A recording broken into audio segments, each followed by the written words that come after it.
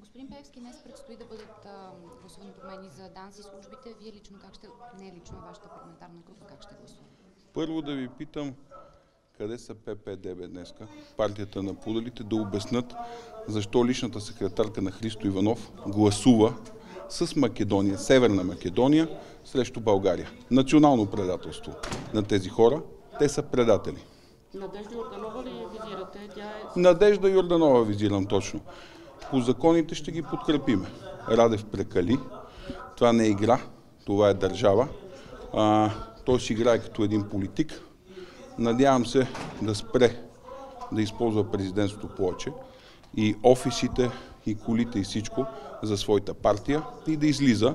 В момента ви казвам, че в президентството се пишат устави и се прави партия, викат се хора, събират се бивши областни управители, военни, полицаи и се прави партия.